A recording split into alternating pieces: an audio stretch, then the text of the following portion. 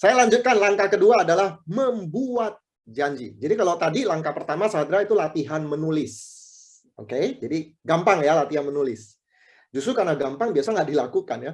Anda lakukan, punya buku daftar nama. Ya, tulis minimal 100 nama, kalau bisa 200, 300 lebih bagus. Makin banyak makin bagus. Nah, langkah yang kedua adalah membuat janji. Jadi Anda udah mulai nih angkat telepon atau chat. Saya sarankan angkat telepon ya, lebih bagus pakai telepon. Nah, jadi Anda sudah mulai membuat janji. Kita akan belajar. Nah, kan Anda punya daftar nama.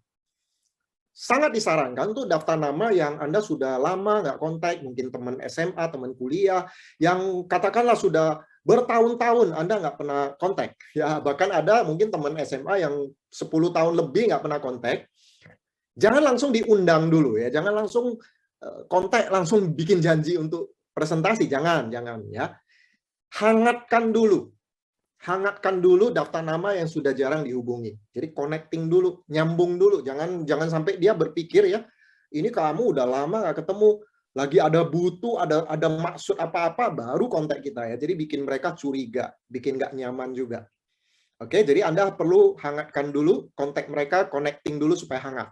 Nah, caranya bagaimana menghangatkan daftar nama yang sudah lama nggak dikontak? Ya caranya disapa, melalui chat, ataupun call. Apa yang Anda katakan? Ya, kayak ginilah. Apa kabar, bro? Bagaimana keadaanmu? Bagaimana kondisi bisnis? Bagaimana keadaanmu di masa pandemi? Anda say hello dulu deh. Semoga sehat-sehat ya. Udah, cari kabar aja. Dan nggak usah bahas bisnis dulu. Nah, kecuali ya mungkin mereka cerita, oh ya kondisi pandemi, saya di PHK, bisnis nggak jalan. Ya, mungkin mereka kesulitan. Yang tadinya ada penghasilan, sekarang nggak ada penghasilan. Nah, kalau kondisi mereka memang lagi nggak bagus, dan Anda sudah lakukan 1-2 chat yang hangat, dan apabila itu memungkinkan, baru Anda mulai tanyakan kepada mereka, apakah kondisi mereka terbuka enggak. Nah, biasanya pertanyaan yang sering kita pakai adalah ini. Misalnya Anda tahu, ini kondisinya lagi nggak bagus ya, mungkin ini PHK atau bisnisnya nggak jalan. Nah, Anda bilang begini, bro, seandainya ada peluang bagus untuk dikerjakan di masa pandemi, bro terbuka nggak? Tanya mereka aja, mereka terbuka nggak? Apa sih susahnya nanya seperti itu? Ya, kalau mereka nggak terbuka, ya udah nggak apa-apa. Tunggu dulu. Hangatkan lagi. Ya, mungkin bisa beberapa kali chat. Jadi kalau Anda tanya, Pak, berapa kali chat untuk mulai buat janji? Ini saya bilang ya, setelah 1-2 chat yang hangat. Bisa 2, mungkin bahkan bisa lebih. Ya, nah saran saya adalah tanyakan dulu. Misalnya Anda tanya lagi ini seperti ini. Beberapa minggu lagi kemungkinan saya dan beberapa teman akan mengembangkan proyek bagus. Nah, seandainya kami masih butuh beberapa partner, bro terbuka nggak? Tinggal tanya aja Bapak Ibu, teman-teman, apakah mereka terbuka? Kalau terbuka, Anda lanjut buat janjinya. Tapi kalau mereka belum terbuka, oh it's okay bro. Nanti ya kalau udah terbuka, kita kontak-kontak lagi. Udah gitu aja. Nah, itu yang namanya menghangatkan daftar nama yang sudah lama nggak dihubungi. Nah, sekarang saya langsung lanjutkan. Apa sih sebenarnya tujuan membuat janji langkah kedua ini? Tujuannya adalah mendapatkan janji bertemu online. Karena kita bahas ini kan PPKM ya. Jadi apapun yang saya bahas hari ini PPKM. Nah, kalau Anda mau terapkan di offline, boleh juga. Ya. Tujuan buat janji adalah mendapatkan janji bertemu.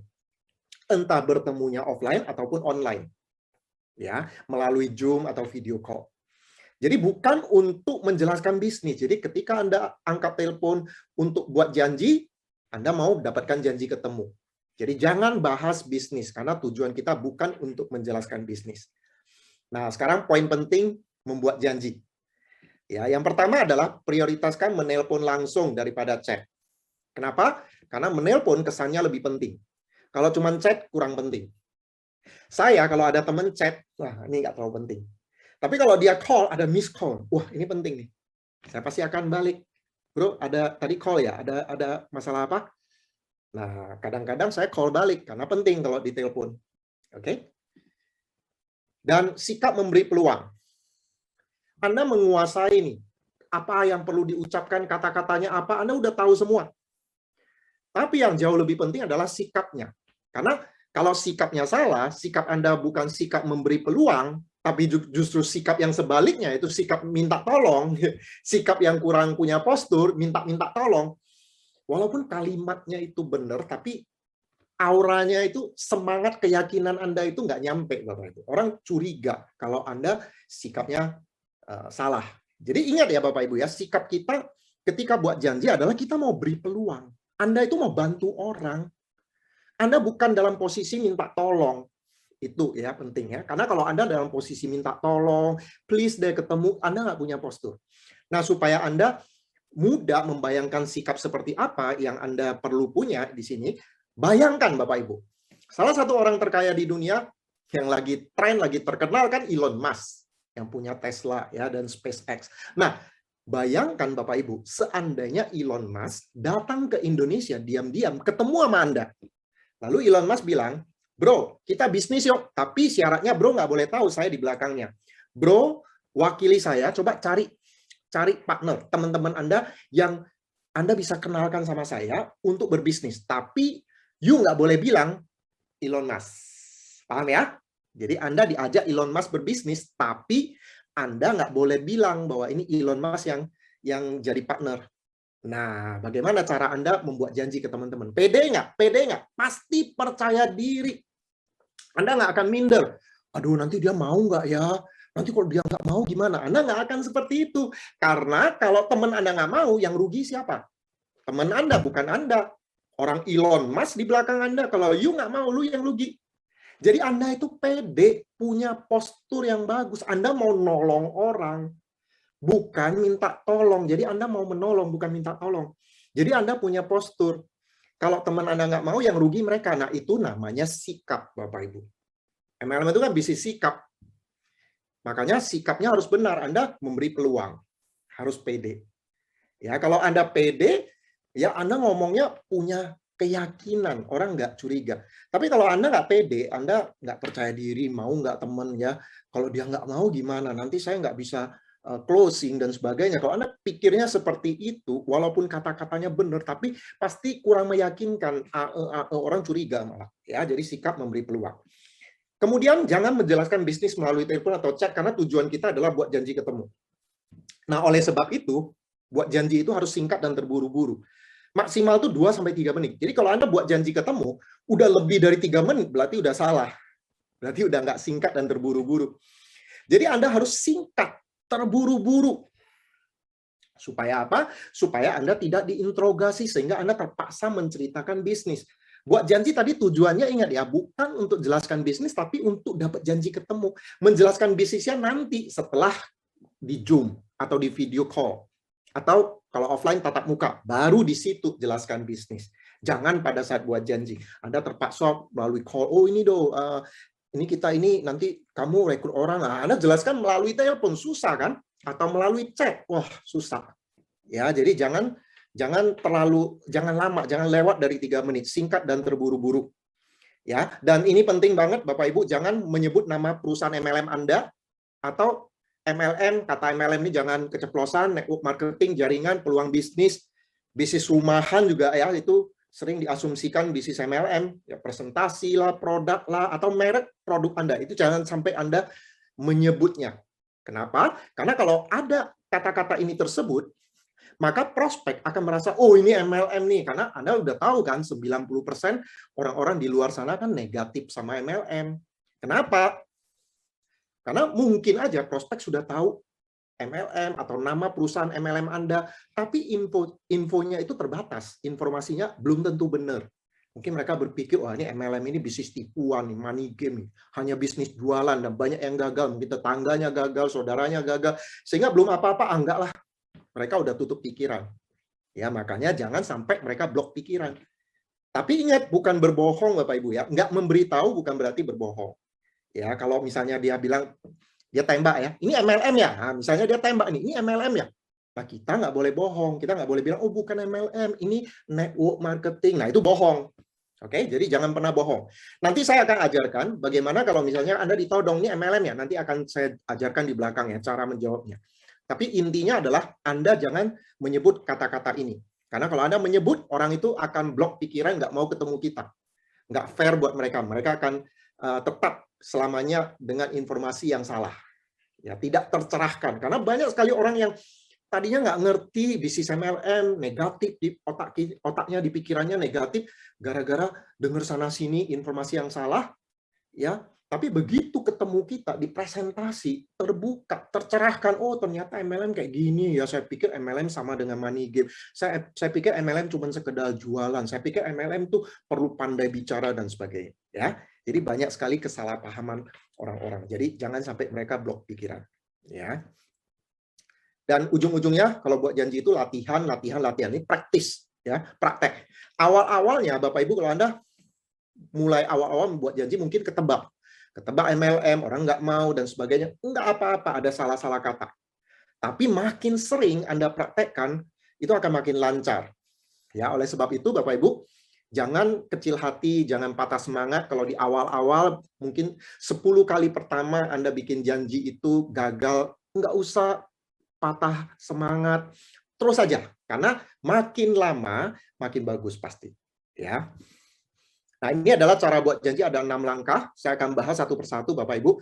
Tapi langkah 1, 2, 3, ini akan cepat sekali ya. Basa-basi singkat, alasan bicara singkat, kosongkan waktu prospek. Ini 3 langkah ini akan cepat sekali saya bahas, dan memang 3 langkah ini nggak nyampe 1 menit sih. Ya, kurang dari 1 menit. Nah, nanti baru kita lanjutkan langkah-langkah berikutnya ya.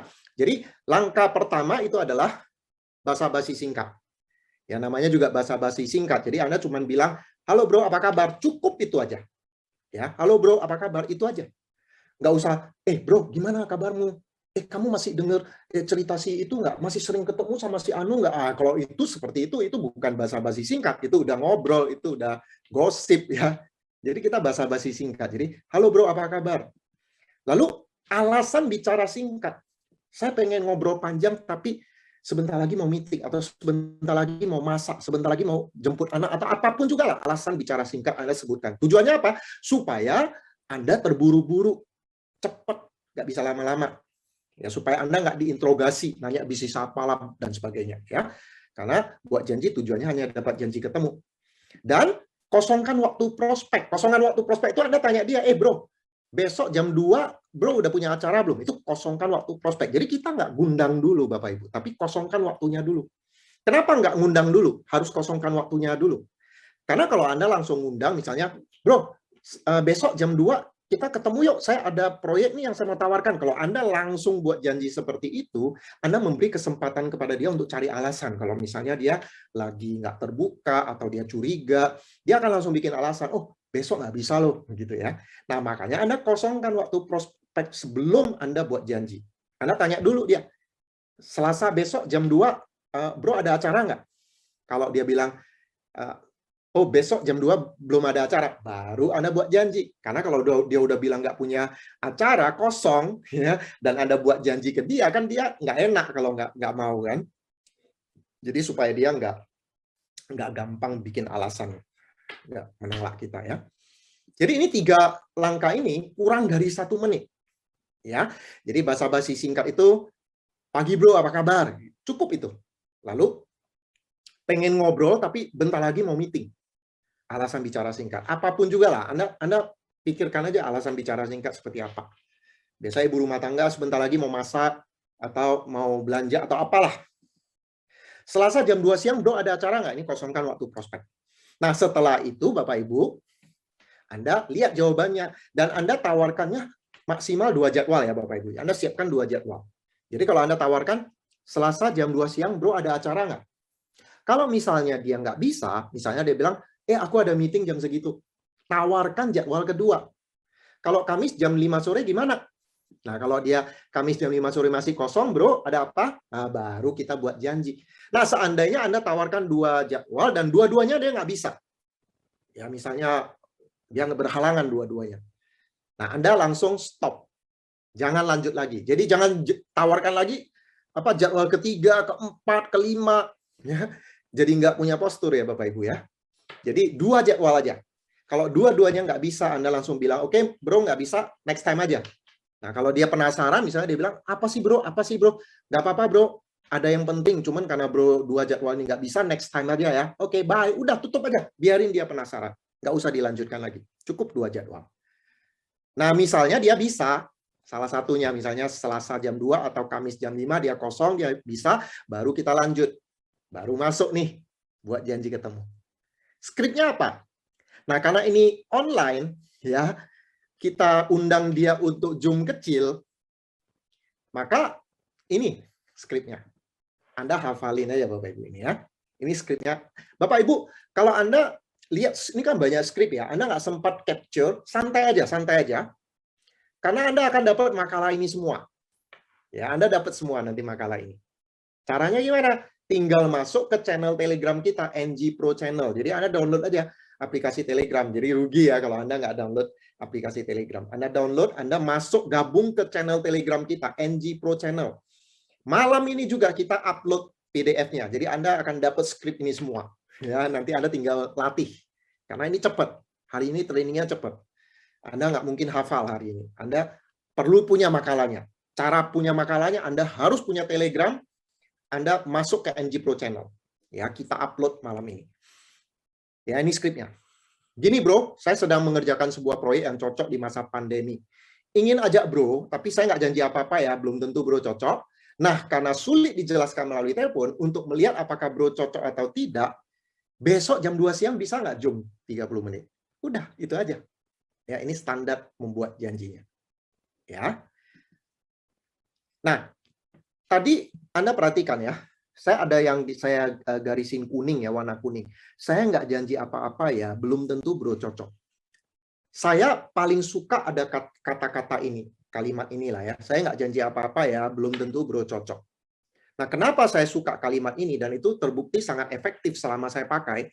Karena saya mau kasih tahu dulu psikologi dari prospek ketika Anda nelpon bikin janji. Sikap prospek itu di dalam kepala mereka itu apa sih sebenarnya kalau Anda tiba-tiba telepon mereka bikin janji mau ketemu ada proyek.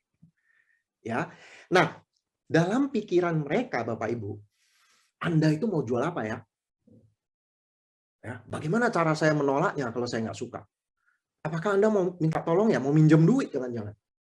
Bagaimana cara menolaknya? Jadi belum apa-apa mereka udah setengah takut dulu Bapak Ibu. Ini Anda ketemu dia ini mau apa? Mau nawarin produk, nawarin bisnis yang kalau dia nggak suka gimana? Apalagi yang udah tahu MLM, ini datang jangan-jangan MLM. Gimana cara menolaknya? Jadi mereka udah takut. Ini datang mau minta tolong, takut, defensif. Nah, itu sebabnya saya suka dengan kata ini. Saya nggak janji apa-apa ya. Ya seolah-olah memang saya datang bukan mau minta tolong, saya datang mau bantu kamu. Makanya saya nggak janji apa-apa ya, saya bilang begitu ya, supaya dia tenang. Oh, saya itu datang mau ngasih dia, bukan mau minta. Gitu loh ya, punya postur kita. Belum tentu cocok, jadi kita udah kasih tahu dulu dia bahwa kalau lu nggak suka nanti, is okay, biar dia tenang. Jadi tahu nggak, mereka itu nggak mau ketemu kita karena berpikir nanti susah nolaknya. Ya, tapi kalau kita udah kasih tahu, tenang aja ya bro. Kalau bro suka kita jalan, nggak suka nggak apa-apa. Tanpa komitmen apa-apa. Makanya kata-kata ini saya suka waktu buat janji. Ya, mengingat psikologi yang ada di pikiran prospek. Jadi ingat ya, karena sulit dijelaskan melalui telepon untuk melihat apakah bro cocok atau tidak, besok jam 2 siang bisa Zoom 30 menit. Ini adalah standarnya Bapak Ibu. Jadi gampang ya buat janji ya. Untuk Zoom kecil. Ya, cobalah Anda 10 kali ada buat janji seperti ini ya. Itu Anda udah hafal luar kepala, udah lancar Bapak Ibu. Karena sulit dijelaskan melalui telepon untuk melihat apakah bro cocok atau tidak. Besok jam 2 siang bisa Zoom nggak 30 menit? Ya, kalimat ini. Dan Anda juga bisa buat janji dengan memposisikan diri Anda sebagai direct. Direct itu langsung, kayak yang tadi itu, langsung kita buat janji, kita tawarkan ke teman kita langsung. Atau sebagai mediator, perantara, atau untuk meminta pendapat. Nah, kalau untuk meminta pendapat ini, kita bikin janji ke teman kita yang posturnya minimal sama dengan kita atau di atas kita. Ya, yang posturnya di atas kita. Mungkin dia lebih senior, dia lebih berpengalaman dalam hal bisnis atau status sosialnya lebih tinggi dari kita lah yang punya pengalaman ya. Nah, meminta pendapat itu kalimatnya kayak gini, bro. Aku baru mengerjakan satu proyek yang menurutku menarik. Tapi kan bro lebih berpengalaman untuk urusan bisnis. Aku ingin minta pendapat bro. Karena sulit dijelaskan melalui telepon, besok jam 2 siang bisa nggak Zoom 30 menit? Ya, ini pendekatan meminta pendapat. Dan ini teman Anda tenang karena Anda datang mau minta pendapat. Jadi mereka nggak takut dulu. Gimana cara menolaknya? Toh Anda datang bukan untuk nawarin, tapi mau meminta pendapat. Tapi Bapak Ibu, berdasarkan pengalaman yang kayak gini ini banyak loh yang justru malah join. Ya, setelah dia mendengarkan dengan lebih terbuka, karena dia kan diminta untuk kasih komentar, minta pendapat dia ya. Jadi dia akan dengarkan dengan lebih terbuka. Enggak defensif ya. Karena itu malah mereka jadi tertarik malah karena mendengarkan dengan lebih terbuka ya. Nah, sebagai mediator ini kalimatnya. Saya punya teman pengusaha yang sedang mencari partner bisnis dari latar belakang IT seperti kamu atau apapun lah background-nya dia ya. Tapi saya nggak janji apa-apa ya. Ini tanpa komitmen apa-apa. Kalau proyek ini jadi lumayan nilainya, bisa menghasilkan 10-20 juta dalam waktu 6 bulan. Nah, ini bisa disetel sesuai dengan MLM Anda ya. Sebelum bertemu partnerku untuk tahu cocok tidaknya bro, apakah besok jam 2 siang bisa Zoom 30 menit? Nah, ini menempatkan posisi kita sebagai perantara ini. Ya, kita mau hubungkan teman kita dengan partner kita. Ya, mediator. Direct ini langsung. Gini bro, saya sedang mengerjakan proyek bagus bersama beberapa teman di Jakarta, hasilnya oke, tapi saya nggak bisa handle sendiri. Saya teringat bro, kan bergerak di bidang perbankan ya, atau apapun juga lah ya. Sudah berapa tahun bro berkarir di bank? Atau misalnya kalau dia seorang salesman otomotif, sudah berapa tahun bro di otomotif? Atau sudah berapa tahun bro di asuransi? Nah, setelah dengarkan, lalu Anda bilang begini, saya nggak janji apa-apa ya, belum tentu bro cocok. Nah, karena susah jelasin proyek ini melalui telepon, besok jam 2 siang bisa nggak Zoom 30 menit? Ya.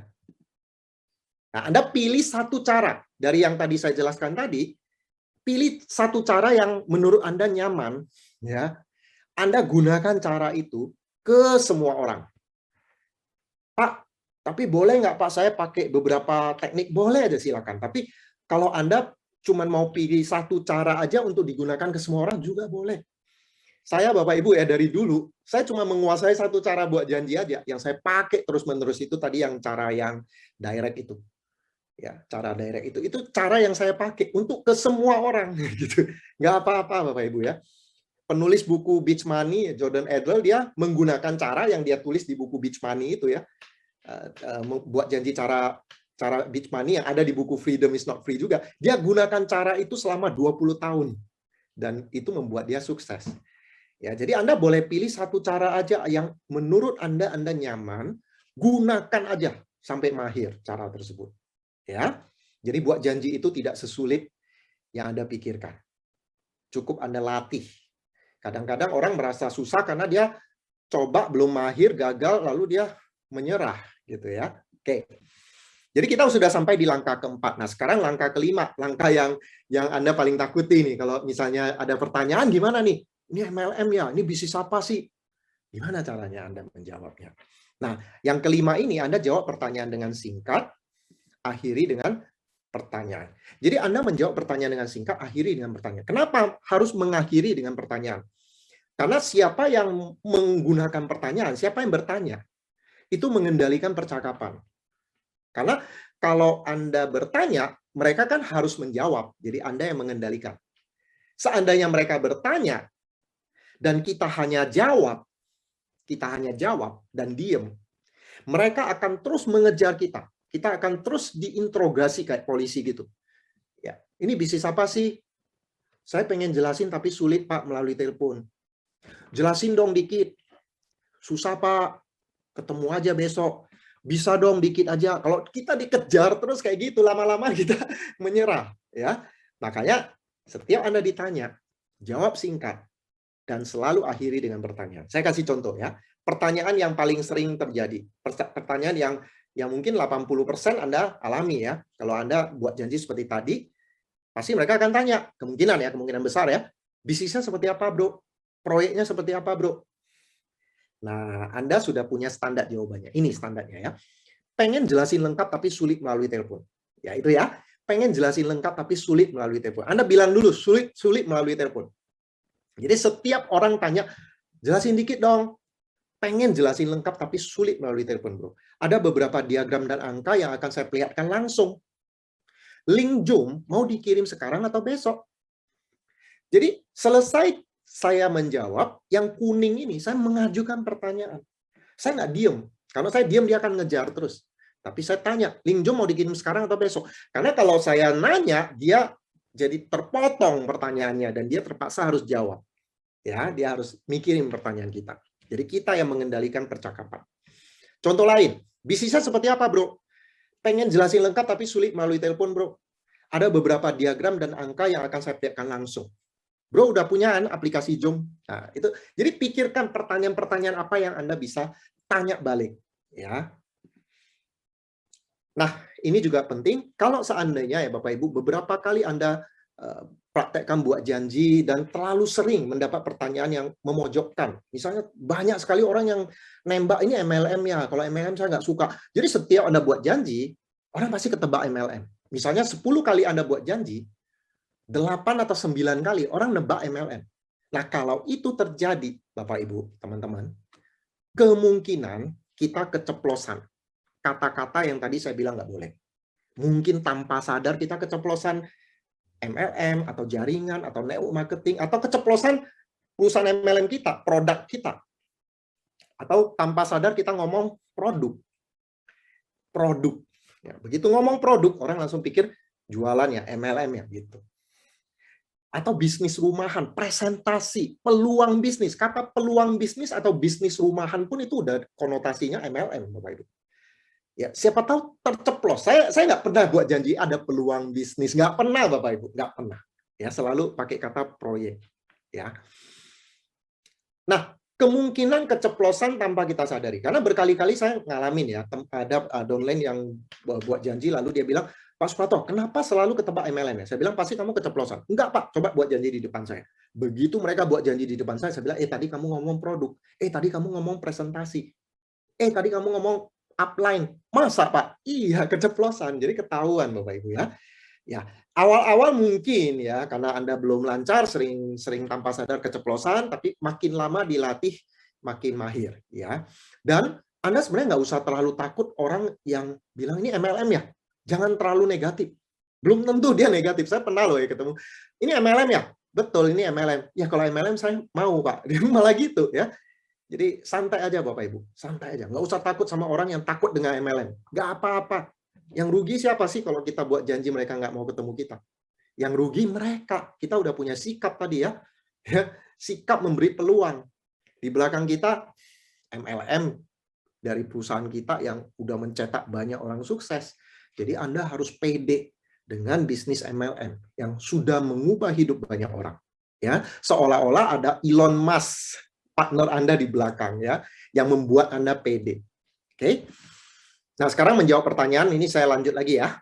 Pertanyaan apa saja yang sering diajukan yang Anda takut. Tadi udah saya udah bahas tadi, bisnisnya apa? Tadi saya udah bahas ya. Nah, sekarang ini pertanyaan yang paling membuat Anda ketakutan ya. Ini MLM ya? Nah, kalau Anda buat janji orang nebak ini MLM ya? Jawaban yang paling saya suka adalah saya balik nanya, Bapak Ibu. Saya balik nanya. Yang nggak boleh ya, nggak boleh itu, ini MLM ya? Oh, bukan. Nah, itu Anda bohong, Bapak Ibu. Jangan ganti dengan, oh, bukan Pak, ini kita network marketing, kita ini personal franchise, atau kita ini, apa ya, orang belakangan ini suka affiliate, ya, affiliate marketing, dan sebagainya. Jangan bohongi orang. MLM ya, MLM, nggak apa-apa. Ini MLM ya? Ya, jangan bohong, jangan bilang bukan MLM, jangan ya. Tapi jawaban yang paling bagus adalah kita balik bertanya, MLM seperti apa sih Pak? itu jawaban yang sangat saya suka. Jadi kalau orang tanya, Pak Suprato ini MLM ya? MLM seperti apa Pak? Saya dengerin dia jawab. Nah, kalau dia nggak sebut MLM MLM yang saya jalankan, saya langsung lanjut. Ya bro, ada diagram angka-angka yang besok saya ingin perlihatkan. Yuk, kita ketemu besok. Bro, udah tahu tempatnya di Plaza Semanggi, bla bla bla. Bisa nggak tiba 15 menit lebih awal? Ya. Jadi saya langsung jawab singkat, akhiri dengan pertanyaan. Nah, misalnya dia bilang, ini MLM ya? MLM seperti apa, Pak? Dan dia bilang, itu loh yang cari-cari orang. Kan banyak yang mereka kasih komentar. Itu loh bisnis yang nyari-nyari orang, yang rekrut orang atau apalah. Nah, jawaban yang saya paling suka adalah, rasanya semua bisnis cari-cari orang, Pak. Makanya saya cari Bapak. Sulit sekali bagi saya menjelaskan bisnis melalui telepon karena ada beberapa diagram yang ingin saya perlihatkan. Apakah besok bisa Zoom 30 menit supaya lebih jelas? Ya, ini jawaban yang paling saya suka. Nah, misalnya ini orangnya lebih agresif, tapi ini MLM kan, dia tekan terus ini. Kalau MLM saya nggak mau.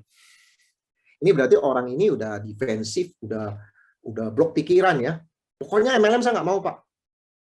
Nah, kita kan nggak boleh bilang, oh ini bukan MLM, kita bohongin dia. Ya, nah, tapi ini MLM kan, saya nggak mau loh Pak kalau MLM. Kita nggak boleh bohong, ya memang ini MLM kan. Nah, jawabannya apa kalau dia tanya seperti ini? Kembali saya mengajukan pertanyaan. Ingat Bapak Ibu, sebagai marketing, sebagai pebisnis MLM, dalam berkomunikasi, kita harus pinter-pinter menggunakan pertanyaan. Kita bisa menjawab pertanyaan orang dengan pertanyaan, kayak tadi saya. MLM ya? MLM seperti apa, Pak? Nah, sekarang. Tapi ini MLM kan? Kalau MLM saya nggak mau. Nah, saya jawab dengan pertanyaan. Boleh nggak, Pak, saya tahu kenapa Pak Budi lagi ya, Pak Budi nggak suka MLM? Jadi saya balik nanya. Jadi Bapak Ibu yang mulai sekarang kalau Anda ketemu orang yang anti MLM, kalau MLM saya nggak mau ya, tenang aja. Tanya dia, oh ya nggak apa-apa Pak, nggak apa-apa Pak. Boleh saya tahu nggak Pak, kenapa nggak suka MLM? Udah, tanya aja. Dan dengan fokus konsentrasi, dengerin mereka Bapak Ibu, dengerin mereka, Anda akan dapat yang lucu-lucu, yang aneh-aneh. Ya.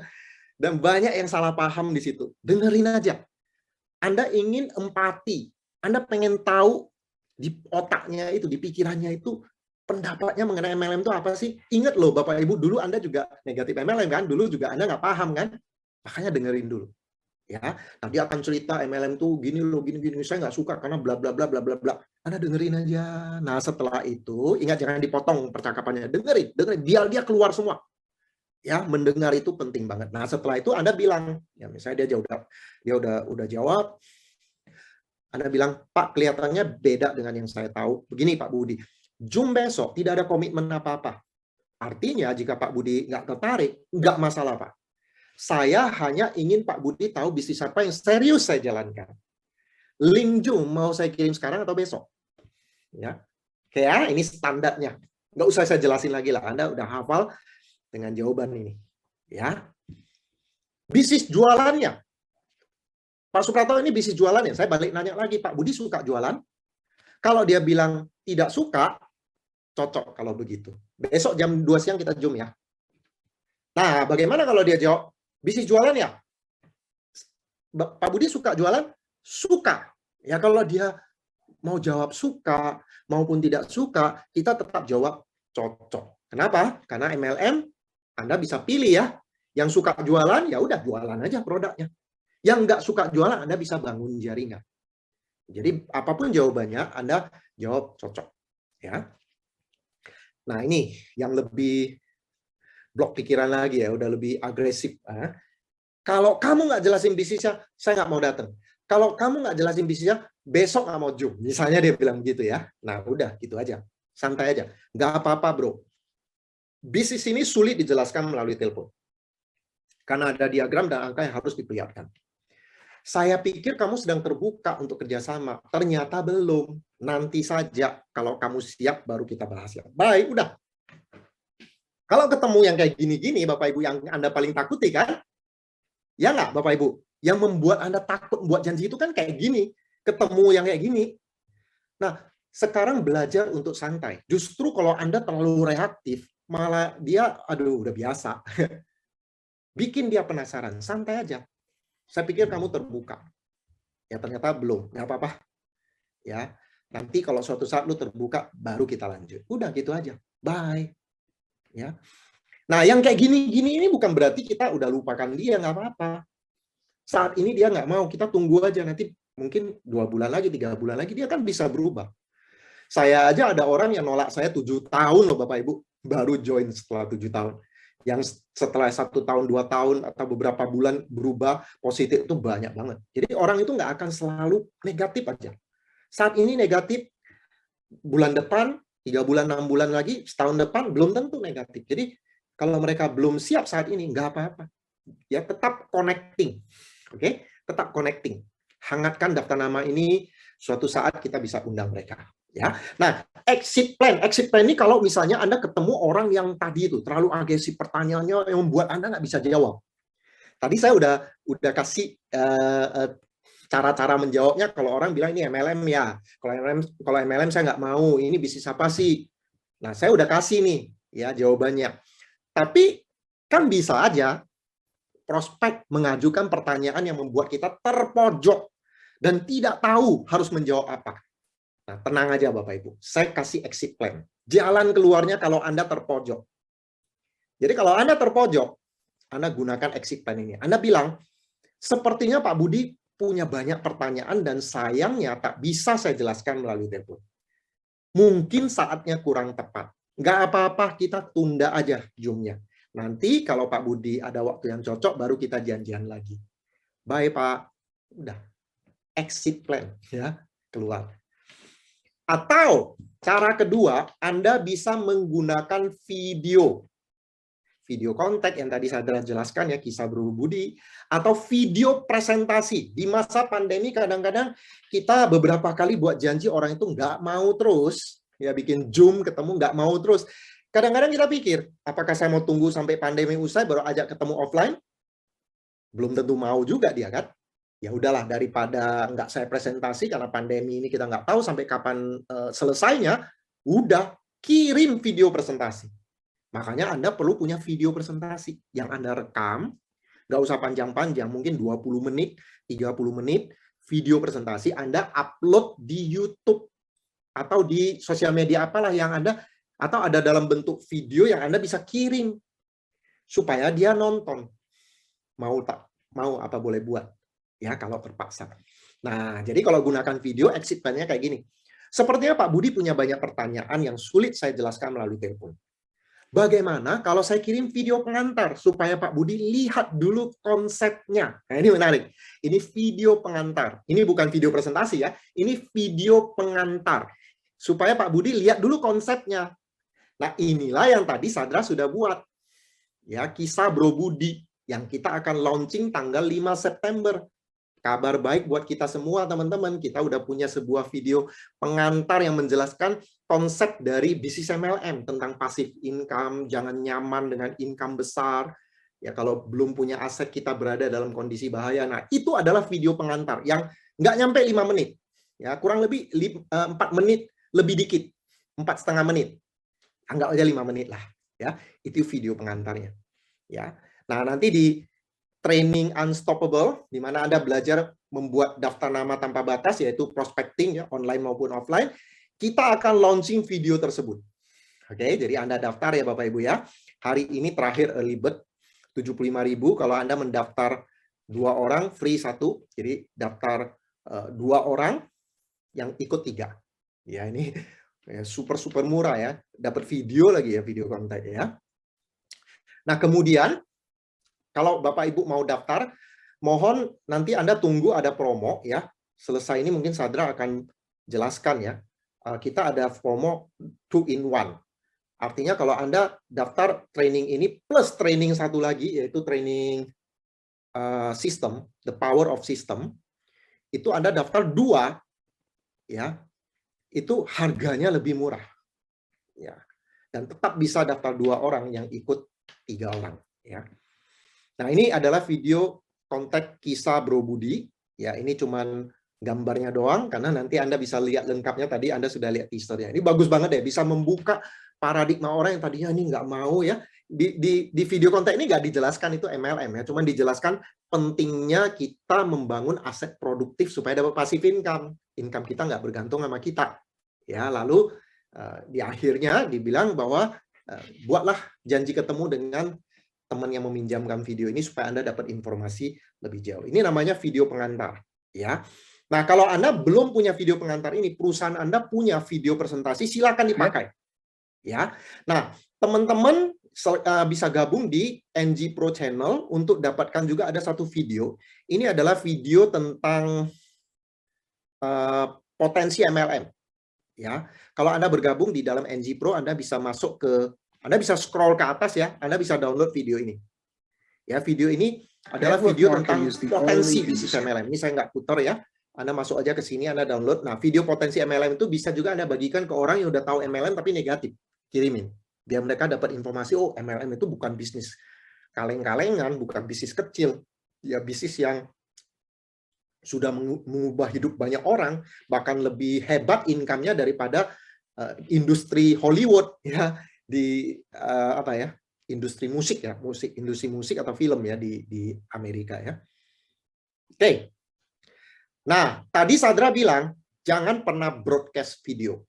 Oke, ingat ya, mainnya harus upgrade level Anda ya. Jadi kalau orang yang masih main broadcast semua itu berarti bukan orang yang profesional ya. Jadi Anda jangan berharap broadcast nanti ada orang yang nyangkut tertarik. Jangan ya. Anda kirim video, baik video presentasi ataupun video pengantar tadi, harus ada caranya. Caranya ini, Bapak Ibu. Gunakan kalimat, jika saya titik-titik, maukah Anda titik-titik. Jadi Anda jangan kirim langsung, bro ini ada video, silakan ditonton. Jangan. Tapi tanya komitmennya, mau nggak dia nonton. Jika saya titik-titik, maukah Anda titik-titik. Ya, kalimatnya, jika saya berikan link videonya, maukah Anda melihatnya. Ya. Nah, contoh ya. Jika pertanyaan tadi itu, jika saya mengirim link videonya, maukah Anda menontonnya? Kalau dia bilang, oke, saya mau nonton, pertanyaan berikutnya adalah, jam berapa hari ini Anda bisa luangkan waktu 5 menit untuk melihatnya tanpa gangguan? Karena video pengantar kita 5 menit. Kalau videonya 12 menit, ya bilang 12 menit. Ya, jadi Anda tanya dulu kesediaan dia untuk mendengarkan. Ya. Nah, kalau dia bilang jam 7 malam bisa, nah Anda bilang, oke, jam 7 malam saya kirim linknya. Dan jam 8 malam setelah Anda nonton, saya kontak ya untuk tahu pendapatnya. Jadi Bapak Ibu, kalau Anda terpaksa harus kirim video pengantar, jangan langsung dikirim, tapi tanya dia dulu. Kalau saya kirim video pengantar, kamu mau nonton nggak? Mau. Jam berapa hari ini kamu punya waktu 5 menit untuk menonton tanpa gangguan? Jam 7 malam. Oke, jam 7 malam saya kirim. Sama juga dengan video presentasi. Jangan kirim video presentasi dan Anda nggak jamin dia nonton. Makanya Anda tanya dulu. Kalau Anda yakin dia tonton, Anda kontak balik, gimana, kamu udah nonton belum, apa pendapatmu, apa yang paling menarik, bla bla bla. Anda pastikan dia nonton video presentasinya, Anda boleh hitung itu sebagai satu presentasi. Tapi kalau Anda nggak yakin dia nonton videonya, jangan dihitung. Ya. Makanya Anda nggak bisa kirim 10, Anda kirim video ke 10 orang dan Anda menghitung itu 10 presentasi, nggak bisa seperti itu. Ya, Anda harus pastikan dia betul-betul tonton. Jadi saya sudah bahas 5 langkah, sekarang yang terakhir, konfirmasi. Konfirmasi bertujuan mempersulit prospek membatalkan janji. Ya, kalau dia udah oke deh, besok Zoom 30 menit. Dia akan oke aja. Tapi besok tiba-tiba ada acara yang penting, dia bisa dengan gampang batalin. Karena kita sendiri sudah ngalamin ya. Anda buat janji, orang udah mau, belum tentu loh besok dia datang, atau belum tentu loh besok jadi Zoom. Tiba-tiba ada aja alasannya batal. Misalnya mau ke dokter lah, mau inilah, itulah. Karena komitmen orang masih rendah. Nah, itu sebabnya Anda persulit dia untuk batalin janji dengan cara konfirmasi. Caranya seperti ini. Bro, jadi kita sudah appointment ya, besok jam 2 siang kita Zoom. Saya sudah masukkan ke agenda. Tolong bro juga masukkan ke agenda ya. Takut bro lupa. Soalnya jadwal saya lagi padat. Jika bro nggak bisa, saya akan cari pengganti bro. Oke? Sampai besok. Jadi supaya dia kalau mau batalin, nggak enak sama kita. Karena kita udah bilang jadwal kita padat. Jangan sampai lupa atau jangan sampai batal. Ya saya mesti cari pengganti loh gitu ya. Atau misalnya Anda menggunakan kekuatan upline. Anda minta pihak ketiga, partner Anda yang presentasi. Anda bisa bilang seperti ini. Bro, jadi kita besok jam 2 siang Zoom ya. Saya sudah masukkan ke agenda. Tolong bro juga masukkan ke agenda ya. Takut bro lupa. Soalnya teman yang mau saya perkenalkan kepada bro, waktunya padat sekali. Kalau bro lupa, saya nggak enak sama beliau. Oke? Sampai ketemu besok. Itu namanya konfirmasi. Mempersulit prospek untuk batalin janji. Dan ingat ya Bapak Ibu, sehebat apapun kalimat mengundang yang Anda gunakan, tidak ada kalimat sakti. Artinya tidak ada yang jamin 100% berhasil. Ya. Statistiknya itu biasanya ya, 10 Anda nelpon, 6 mengatakan oke, saya akan datang. Bukan mudah-mudahan saya datang. Semoga saya bisa datang. Mungkin saya bisa datang. Ya, kalau yang saya usahakan datang, nah, itu nggak dihitung, Bapak Ibu. Ya, dari 10 call, mungkin ada 4 yang bilang saya usahakan datang, itu nggak masuk hitungan. Ya, nah 6 orang yang bilang oke, saya akan datang besok, atau besok besok kita pasti Zoom. Nah, kemungkinan yang jadi cuma 4. Oke. Jadi nggak semuanya. Ada orang yang sudah kelihatan pasti mau datang, tahu-tahu ada yang batalin. Walaupun sudah konfirmasi, ada juga yang batalin. Makanya nggak ada kalimat sakti ya. Anda jangan cari apa cara buat janji yang 100% berhasil. Nggak ada. Itu semua permainan angka. Mark Yarnell, penulis buku tahun pertama di Neo Marketing, si Mark Yarnell ini cerita, dia dalam sejarah karirnya di MLM, dia mengundang 200 orang untuk lihat home meeting di rumahnya. 120 berjanji akan datang. Jadi 120 ini, yes, saya mau datang. Yang usahakan nggak dihitung. Ya. Ternyata yang datang cuma 70. Lihat presentasi, setelah itu yang join 13. Dan ada satu yang jadi leader. Dan yang satu yang jadi leader itu memberikan Mark Yarnell income, passive income, ratusan juta, hampir 1 miliar ya per bulan ya. 750 juta per bulan dari leader itu selamanya gitu ya. Bayangkan ya kekuatan dari satu orang leader ya membuat kita passive income ya. Nah ingat Bapak Ibu, jadi nggak ada cara sakti. Kalau Anda gagal misalnya buat janji karena mereka udah oke, mau tapi ternyata nggak datang, nggak usah berkecil hati Bapak Ibu. Mereka bukan menolak, hanya belum siap. Ini mindset Anda. Jadi kalau teman Anda, kalau MLM saya nggak mau, dan mereka betul-betul nggak mau, Anda udah berusaha tapi tetap aja mereka menolak. Bahkan sebelum mereka melihat presentasi, berbesar hati. Ya, jangan down. Ingat mereka bukan menolak, hanya saat ini belum siap. Nggak ada orang yang menolak kita selamanya. Sekarang menolak, tapi kalau kita tekun, ya, jalin hubungan yang baik terus, bisa jadi tahun depan, 2 tahun lagi, suatu saat kalau Anda nggak menyerah, mereka pasti akan menyerahkan diri, Bapak Ibu ya. Jadi nggak ada yang menolak Anda. Ya, Anda aja yang merasa ditolak, padahal mereka cuma belum siap.